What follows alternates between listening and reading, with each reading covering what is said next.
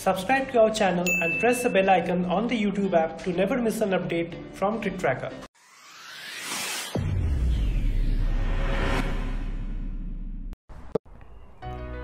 Welcome to Beardo Presents Let's Talk Numbers, and it's been a while since I have addressed you, and that's because we had a bit of a break. And now we are back in Southampton, where India had played their first game. Now they are getting ready to play Afghanistan. A game that one expects India to dominate and win easily, but as we know, cricket always has surprises in store, but I feel India would be too strong for Afghanistan. But now let us talk about the weather to start things off.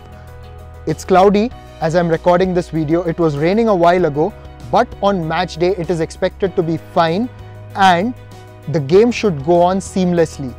This is great news. We are heading towards more normalcy in this tournament after all those washouts and rain dramas. So cricket fans around the globe have a reason to feel good about this. Moving on, the Southampton pitch. As we know, this stadium has hosted 3 games so far in this tournament, out of which 1 was a washout. The 2 other games, we saw that the teams did not get big scores. India and South Africa played here. South Africa did not get a very big score and India chased it after a bit of hard work.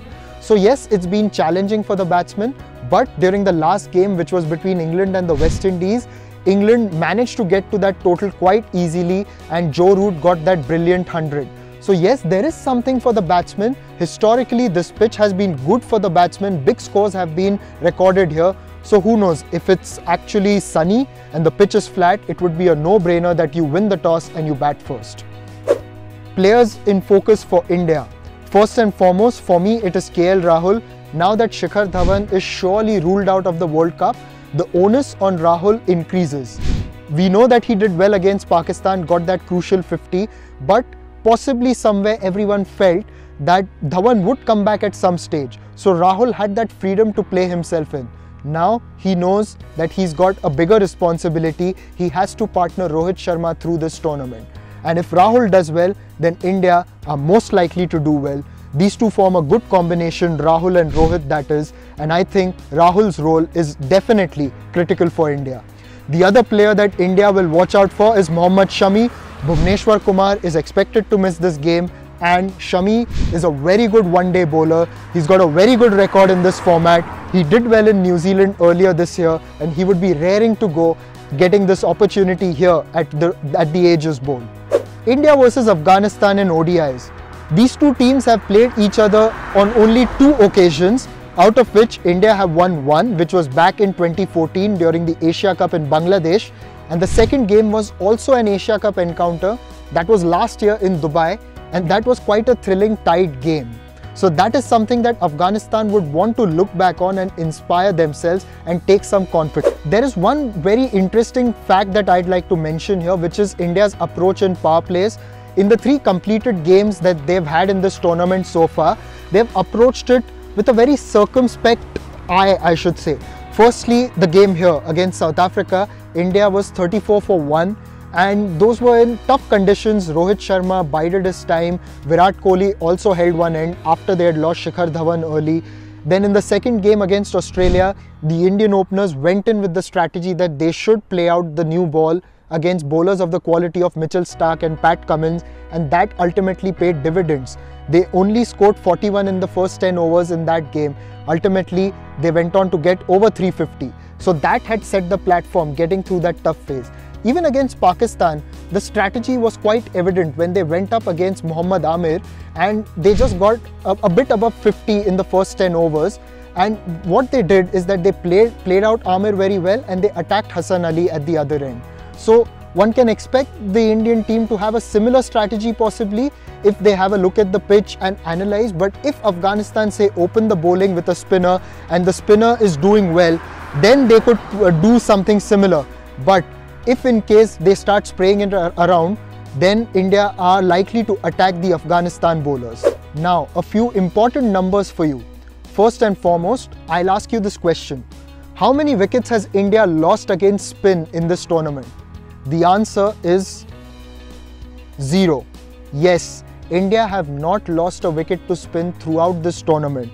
And they have scored 339 runs of the 53 overs at an average, or rather per over, an economy rate of 6.39. That is a very good number. That just tells you how well India have played spin through the tournament. Secondly, 5.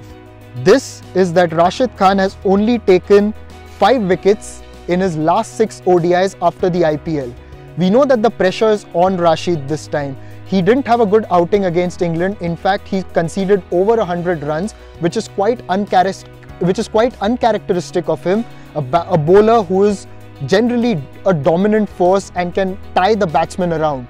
So, Rashid will be someone who would be looking at this game to make a comeback and to make a statement saying that he's here for the big stage and he wants to put in a good performance.